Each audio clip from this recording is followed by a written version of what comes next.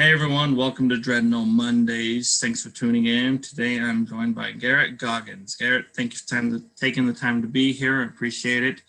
If you wouldn't mind, take a second to tell people who you are, what you do, and what you're about.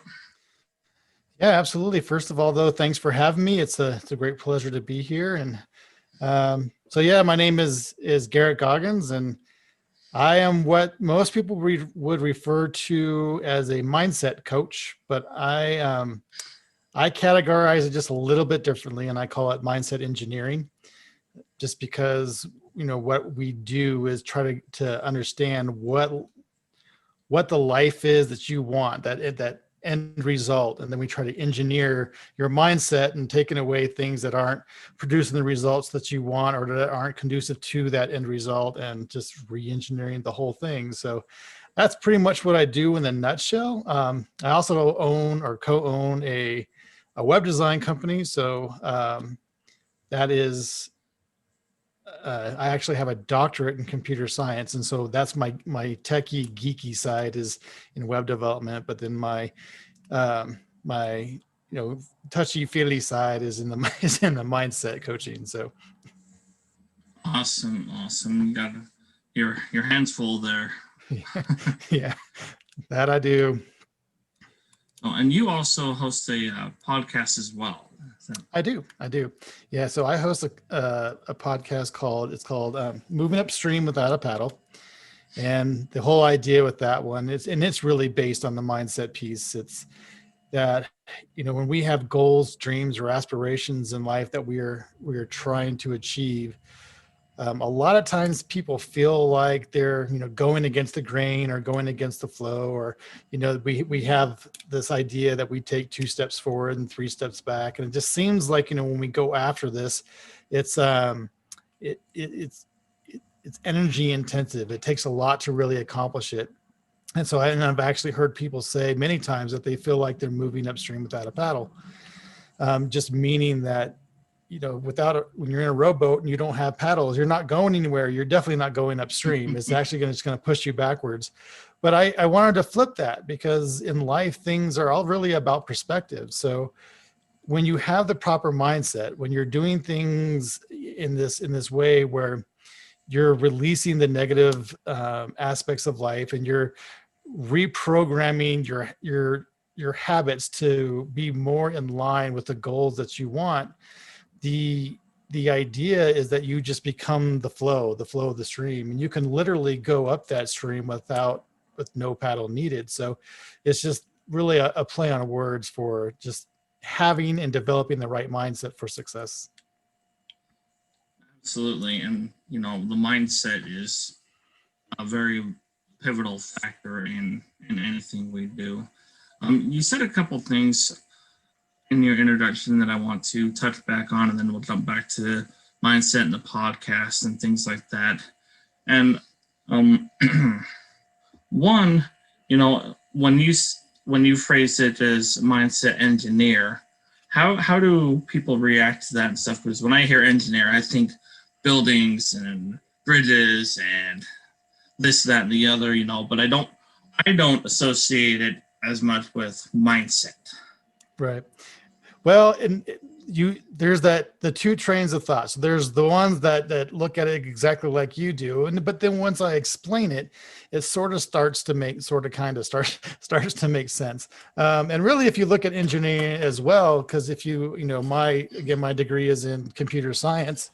And so if you go in the software engineering aspect, right, when you're developing something, or even with the buildings and things like that, you have this plan, this idea, this overall structure of what it is you're trying to go for, right? And so that's our goal. That's the thing that we're really trying to pursue for. But in order to make that goal a reality, we have to engineer certain things. So if you're looking at a building, there's structural engineering that you have to deal with.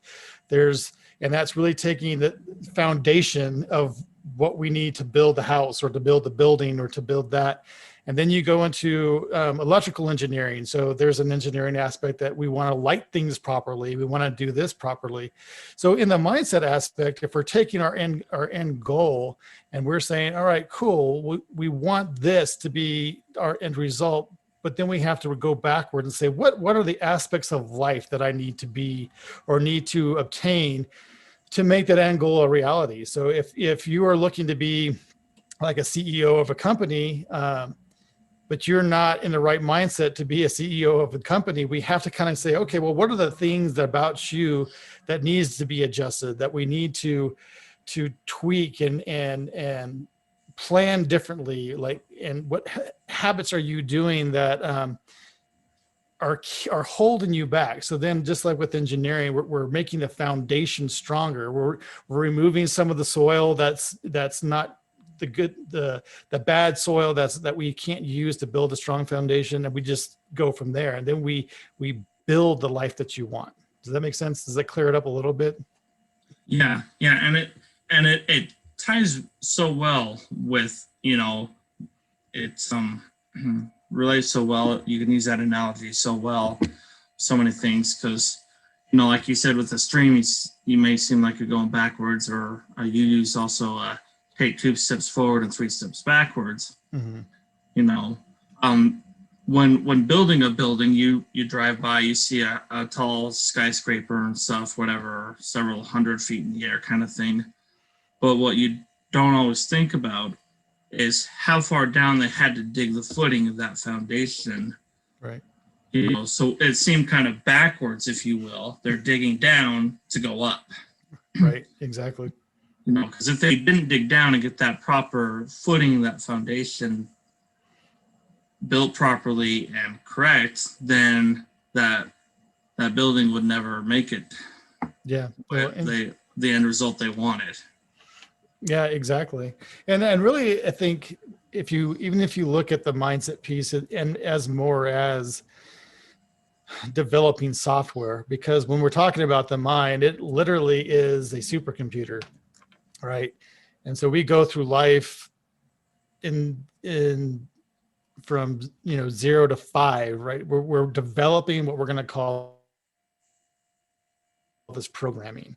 And so your mind is just at that young age, you're just soaking in everything. You don't really have opinions. You don't have thoughts. You don't really have much of anything. You're just soaking everything in. You're developing opinions. You're developing beliefs based off of your parents, your grandparents, friends, family, friends, all that. As you take that in, you program your mind.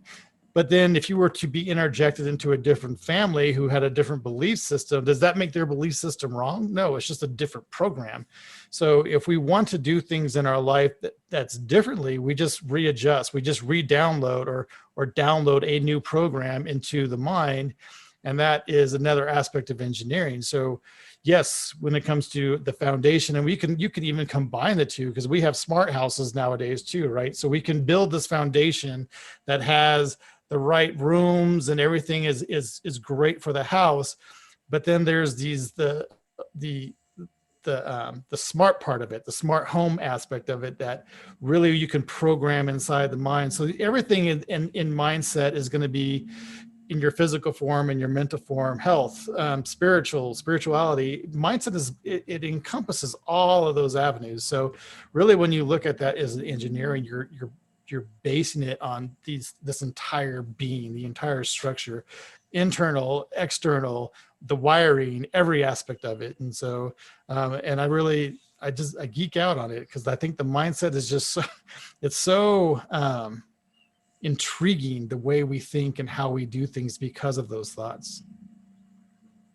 Exactly, and the way we think about what we think about, and and then you got the inner mind and the outer mind. I'm not a brain expert, but from my understanding, you got the conscious and the subconscious, and how those work together, and one just takes commands and just feeds it whatever you tell it, and so that's awesome.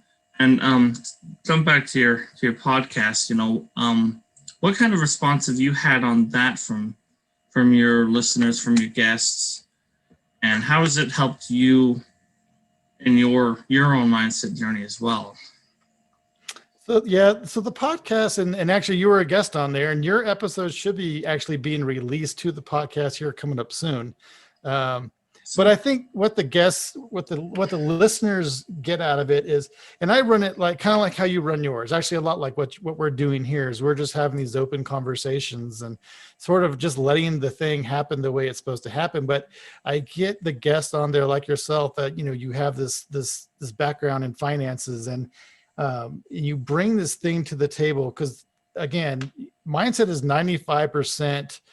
Well, I should say everything is 95% mindset, about 5% strategy. So if we can come in and say, well, let's look at your finances aspect and what would be a mindset around money? We're taught a lot of, society teaches us a lot of things that we shouldn't talk about money. And that's kind of a personal aspect. And so when people come to you for the financial services, there's some pulling things out of them because they've just been raised that I don't want to talk about money. We shouldn't talk about money. And that's a mindset. So when I get guests such as yourself or other folks in different arenas that come on and start to touch on these aspects that help you to break free from the chains of being, what we call bondage of, or blockages of moving forward in all these different aspects. And we base it around mindsets. There's an awareness that happens. And so I think that the listeners, well, one, they love the idea that we're just real people talking about real things and stuff that they probably wouldn't talk about. And then they start to connect the dots between, your services and the mindset piece. And so I think that's the feedback I get a lot is they love the conversation and they look at, your concepts and my concepts. And when we come together, they see a perspective that they've never seen before or they've never thought about before.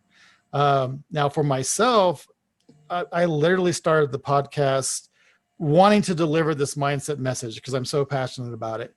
But it quickly became, once I started having guests on the podcast, so it used to just be me talking, and that was really awkward and not so fun for myself. But once I started having guests on there, doing the podcast became there was a selfish motive behind it because I was finding myself coming up with these same concepts and things that I had never thought before that my guests were bringing to the table. And wow, that's really interesting. So I started applying these things to my own life and to my own mind coaching business. And, I have all these new tools for my tool belt that I've been able to bring to my life and to my clients' life. So the podcast has been just an amazing experience for, I hope for my listeners as much as it has been for me. thank you. That makes me think of the saying, can kind of go along with the teacher is the one that learns the most. As hosts of podcasts and stuff, we learn as much, if not more, than our guests do and our audience does. And it's true. And even if you look at like the Tonight shows and all those places, they have to go and sort of research what some of these people do, and so you get this overall idea of these new concepts and they're fascinating. Like you wouldn't think that money sometimes can be fascinating, but I've had you and I've had other people on with that aspect, and you're just, wow, I never thought about that before. That's interesting. And so now my own finances are in a stronger position just because of what I've learned from the people who have been on the show. It's definitely a blessing for me. And you probably know this as well as being a podcast host, that you don't always get the feedback from the listeners. So a lot of times you just sort of hope and just do the best you can to get whatever message that you're trying to portray on the show out there. And every now and again, you'll get that person that will reach out and touch base with you and say, I really enjoyed that. That helped me out a lot. And that's great. So yeah. Absolutely. Yeah. I always believe that the message will find the right ears. Right.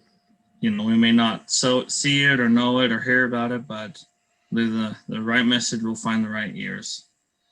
Well, and I think that's the beauty of doing the podcast as we do it, right? So to have an organic conversation that's very dynamic, because I think this really gets into the spiritual side of mindset is that, I believe that we have a purpose, and if the podcast is our vehicle for delivering that purpose and delivering that message, that if you just let the conversation flow the way it's supposed to, that whatever message is supposed to go out is going to hit the person who it's supposed to be.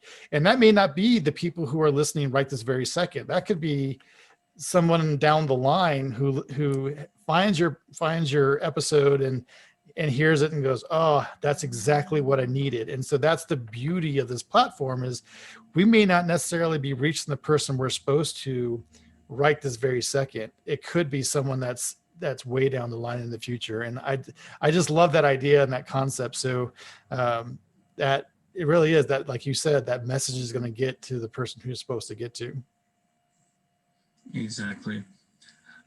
How do people, or how do you help people, or how do people recognize that they're in the little rowboat without paddles and stuff, and they know that they want to change and they're ready to change? How do they take the next step? What's kind of the secrets there? The secrets there.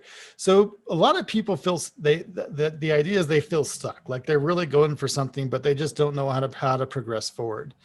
And so there has to be, there's the saying that the definition of insanity is doing the same thing over and over, but expecting different results.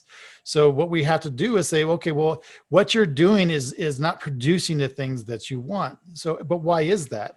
And a lot of that comes just from awareness. So if we start looking at the actions that you're taking, what, if you're not happy with the results that you're getting, then what are the actions that are producing those results? And so you just build this self-aware aspect, because you can't change anything unless there's awareness. There's a huge piece that coaches and anybody in this field will tell you, is that, awareness precedes change. So unless you are understanding what's going on, you can't change anything. So that's the first step, is to sit there and define, at first you really want to define, what is your goal? Is it the right goal? Because some people are chasing goals that aren't even something that they want to chase. It's something that somebody told them, hey, you should do this. So they're chasing something that has it does not inspire them whatsoever. Somebody said it's a good thing to do, so I'm doing it. But is that really what you want to do? Because that's a block. That's a blocker right there. That if you're not inspired to do something, then you're really not going to do what's required for you to accomplish it. And I liken that to, so for like addiction. So somebody who wants or is trying to quit smoking, right? Is that something you really want? Because if you really wanted to, you could, and it would happen quickly, but you don't necessarily want to. So that addiction piece is a good example. Another example is, if you were raised in a family that all your, down the line, generation after generation went to a specific college, or they're all police officers or whatever, but you really don't have a desire to be a police officer. You just don't want to upset your family. You're not really going to chase after that goal the way that you possibly should. So that's a blocker. So one, we define what is it you really want out of life. And then you can say, okay, well, great, this is what I want. What are the characteristics as a person? Because we're gonna change the inner self to help the external aspect. So what as a person, what characteristics meet this end goal? And from that, then you can say, great, those characteristics, but what actions, what things that are you doing that aren't in line with that? And that's the huge self-awareness piece.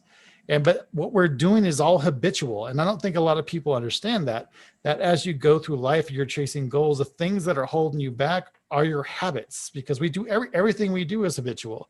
If you think about walking, when you get up out of bed in the morning, you don't consciously think about taking each step. It just kind of happens because our body has memorized these actions. So it frees up our conscious mind to think about other things. So that's the subconscious state. Our subconscious is strictly habitual. And so when we respond or react to things in life, those are all habits. And if that process that you were talking about with the thought processes, when you're starting to think about things in a conscious level, it impresses into the subconscious. So what most people are doing habitually is they're focusing on current results. And those current results, whether that, whatever that looks like, it could be, I feel poor, or I feel stuck, or I feel this, or I feel that. That's what they focus on, is this current state. And that consciously impresses into the subconscious. And since the subconscious is the habitual state, it also generates the feelings and emotions that coincide with those conscious thoughts. So if we're looking at these current results, we don't like them, it's going to produce the emotions that are that coincide with that, which could be depression, could be anxiety, it could be anything of that nature. And then from those emotional states is what generates your actions. So again, if we're depressed or if we're anxious or whatever, we're not doing the right actions that's producing the results that we want. So as we look at these results, we're going to reverse engineer that and say, okay, these are the results you're getting. What are the actions that are part of that result? From those actions, what are the emotional states that you're in? And then when you can determine, well, I was depressed. Well, why were you depressed? What were you thinking about that made you depressed? Well, I was thinking about my current result. And so then you stay in the cycle, a constant cycle. So we say, if that's your habit, then we need to make a new habit of focusing on the future aspect of your goal, and let that excitement, let that impress into your subconscious and generate excitement in this anticipation of achieving that goal. And since your energy levels are raised now, then you're producing actions that give you the results that coincide with your end goal.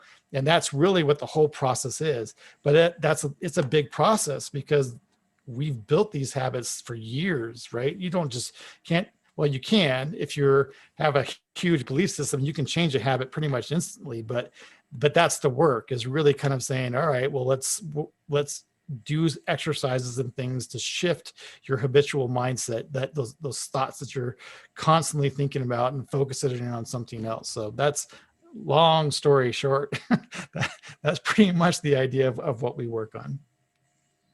Thank you.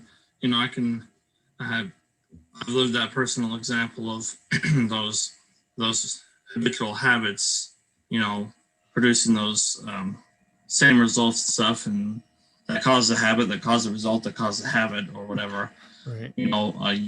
For years, whenever I'd get in a big funk because, let's say my car broke down, so my budget for play money went out the window over there. So I'd get frustrated or depressed or bummed or whatever you want to call it, and then I'd go shopping anyways just to help make me feel better. And then after I got done with that, the excitement wore off. I'd look at my bank account and I was bummed and depressed again. So you go shopping to make yourself feel better, and that's your cycle. And yeah, it's exactly what happens. It's exactly what happens. And so it took a long time for me to change that. Said, oh, I feel bummed. I'm going to go shopping to get my mind off of it. Go to Home Depot or go buy a nice juicy steak dinner or whatever. Right. I focused that as a reward. Okay, I'm going to kick butt and hit goal XYZ, and that could be my reward, because now, the results are changing from more positive to allow me to go do whatever. Yeah. And that's a quick way to change the habit, right? Shift the outcome to mean something completely different, to mean a reward instead of a crutch. And so that really does shift. It'll shift your habit in quantum leaps, because now the way you're focusing, is your perception of things and how you think about it is completely different. And then you really want that steak at this point, right? So, but if you can hold enough willpower with yourself to do that on a reward instead of on a current result aspect, or that, then that's the right path. And that's exactly the sort of stuff that mindset coaches and life coaches is what we teach and what we try to push people to do. It's a wonderful example. And I love how you brought up the awareness aspect of it too, and then also figuring out what that goal is. Because somebody's sitting in a creek with a oar and their goal is just to sit there, then they don't have to do much. Just stand down in there, whatever, hold the boat still. Right. If their goal is to go 5 miles, then that's at least identified. And then with the awareness, if we give them oars or paddles and they don't know how to use them properly, we might as well not have given them and stuff, or they could be rowing in circles the whole time or going the wrong way or up the bank. Right. So that's, a metaphor for the awareness and stuff. You got to be aware of what your goal is and how to use the tools that you have and how to use them properly. Yeah.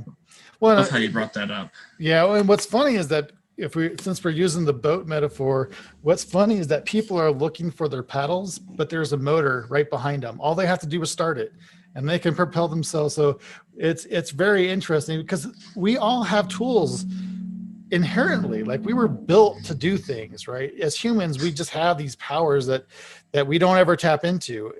So that's the part of the awareness too, is like, you have the tool. It's right there. The motor is right behind you. You just got to learn how to start it. And that's a huge part of awareness is saying, you may not have a paddle, but there's other ways to propel a boat. I mean, you can use your arms for, these work just as good as you can swim, you can move it. It may not be quick, but it can make you go forward. So it really is just defining and having them aware of the tools that we were, whatever you want to look for as a creator, but we were created with these aspects to succeed. And that's a lot of what that awareness is saying, okay, well, look what you have. And, oh, I can do that. And so that realization really helps people. Just that alone helps people get unstuck and move forward in life. I see that quite often too. I've seen that myself many times. Is that awareness. And you use the analogy of if your dad and grandpa and great grandpa and grandma and for 20 generations have been police officers, that's what you're kind of expected to be. I've seen that a lot in the finance industry that I'm in. Everybody's digging a trench with a shovel because they got their blinders on. This has been good for my family for 150 years, but because they got these, they don't see that backhoe 10 feet away that's got the key and the Coke ready for them. Yeah. I remember you said that on my show, and that was just a beautiful example because my dad used to always tell me, the right tool for the right job. So if trying to dig a nice big trench, you don't want to use a shovel. You need a trench digger. You need that backhoe. And you can purchase them. It may cost money, but I mean, that tool is accessible to you, right? Even if it's not over there, you can go, oh, I really need a backhoe for this. We'll go to Home Depot and rent one or something, but you can just find that right tool. But I love your analogy because more often than not, if the blinders that are there, and if they would just open that perception, and that's again, another awareness piece, when they stop thinking in this lane and they turn their head into other lanes, there is definitely other tools that they can utilize that would be more efficient for obtaining whatever success in any endeavor. Absolutely. Just getting out of your own way oftentimes, and some people don't even realize that they're in their own way. As you mentioned many times, the awareness aspect of it. Yeah. Well, yeah. I do that. I'm always in my own way. And then it's funny because even as a coach in this aspect, I still have work to do. I'm still trying to progress forward and I learn new things. Again, that's the beauty of the podcast. That's what it opens my awareness to a lot of things as well from the guests that are on there. But sometimes we all deal with that programming. We all deal with these, what we're calling paradigms, that it's just me. And once I stop and say, oh, that's my ego, right? And we look at ego as somebody who's conceited or whatever. No, anything that really is just yourself that's limiting you, it's an ego. And so if I can just say that's just my ego and I just need to let that go and just let things be the way they're supposed to be, and that's you getting out of your own way, then That's it's a big variable for you moving forward in quantum leaps, because we really do with a lot of things, like we overanalyze, we do this, we do that, and just stop, just have fun with it, go with it, just enjoy the flow and just make it happen. I love how you admitted that you have work to do, and that's been a key life changer for me too over the past couple of years. Is as I mentor people and help people and stuff in different areas and whatnot, at first I thought I had to know it all before I could start and stuff, but it took a while to realize that my mentors, even the big guys, the Grant Cardones, the Tony Robbins, whoever, they have mentors. And it's okay that we're all learning. Even Tony Robbins is constantly getting mentors. And that's so huge, and it was so freeing for me to let that part go, as you mentioned. Yeah. And I'm like, okay, I can do this still. Yeah. Well, I'm a firm believer of surrounding yourself with people who pick up your slack. So there are tons of areas that I'm just not strong in. And this is a big Tony Robbins thing too, right? They're going to sit there and say, I don't have all the answers. So let me surround myself with people who are like-minded, who want to have the same results, but pick up the slack where I'm lacking. And that could be, this is a huge thing in business. So with the web development company, right? So I do the development. I hate social. I hate social. I really hate social media. Actually, I really do. But I hate the search engine optimization aspect as well, because I don't like to analyze. I don't like that part of it. And so if that's not where my strong suit is, why would I try to tackle that? Because now I'm just doing subpar work in that, when I could just go and mastermind with somebody who's an expert, who's a specialist in that aspect. And that's what mentorship is doing too, right? They're saying, well, think about it this way, and you take that, apply it to your own work, and just blow that part out of the water. So really mind blown, like, oh yeah, I never even thought about that. Well, of course you didn't, because you don't have the expertise that I have in this area. And that's really Tony Robinson and all those people. That's why they have those mentors, is because they know I'm lacking in a certain place. And so I'm going to come to you for someone who has already done what I'm trying to do. So let me tap into that knowledge and that wisdom, and now I can bring that into my own life, into my own goal settings, and in the realm in that I'm in. Love that. And I'll tie that back into the building we were referencing earlier. One person might be great at the structural engineering and stuff, and they know how to operate a light switch, and that's about it. But someone else knows all about the wiring and the power and the voltage and all that fun stuff. And so just collaboration, to turn into a beautiful thing. Yeah.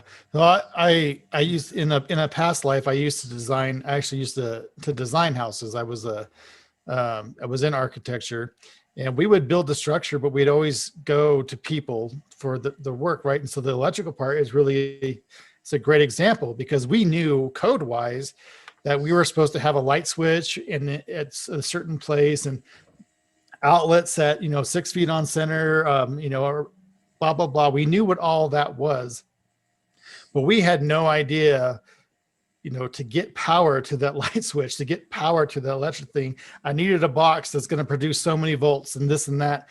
And so we have an idea of what's there, but we really don't know the specifics of what drives that. So that's just a great example of why you should bring people into your little tribe. You have this tribe of people that you bounce ideas off of, and I think that's another thing that really blocks people, and that's a mindset thing too. Again, everything is 95% mindset, 5% strategy. So if you're not willing to share your ideas, share your goals with people who can help you, if you're just going to bottle that in and try to do it on your own, you're not going to go anywhere. You're going to stay stuck, because you need these outside influences to really open up, again, that perception, that awareness that's going to say, oh, wow, I didn't even think about that. And then when you apply that, then you move forward. So that's it's that piece. It's just that piece. All these little aspects that you really should intertwine into your life to help you progress. Like I'm not a financial person, right? So if I need help with my finances and I try to do it myself, I'm going to be stuck in the same place. I need to go to you, Kenny, right? I said, look, this is what I need. This is what I'm trying to go to with my goals. So help me make it happen. And then here's another aspect for if you're really going to go down this road. And the other piece for mindset is do what they tell you to do. Don't second guess it. Like most people, they have pride and like, well, you should do this, this, and this. So if you know money better than I do, and you tell me that I should, to get to my goal, this is the way I should go, and I trust you as the expert in that field, why would I second guess what you were telling me, right? Now, if you were shady, obviously I might, if I was looking at if I'm going for somebody for wealth and they're, poorer than I am, that's not the kind of person where I'm going to go to and talk to. I'm not going to go talk to somebody about weight loss or weightlifting that doesn't look like Arnold Schwarzenegger. I would take Arnold Schwarzenegger's ideas more than I would take, my uncle Mike, who is very overweight and has no exercising abilities whatsoever. So you have to look at the professionalism. But if you're telling me something as a professional, as an expert in that field, let the pride go and just take the leaps. That's another aspect for mindsets that people just don't. Oh, I understand what you're saying, but I'm not going to do that. Well, then you're going to stay again. That's the definition of insanity. You just keep doing the same thing you're doing and expect different results. It's never going to happen. Exactly. And it's so easy not to do that or go that path, so many times we still go our own way, or, oh, this looks like a better path, or this worked for my great grandma or whatever. Yeah. I remember on my show, you were talking about that, where things are different. The world of money is completely different in today's day and age than it was for our grandparents and for their grandparents. It's just it's different.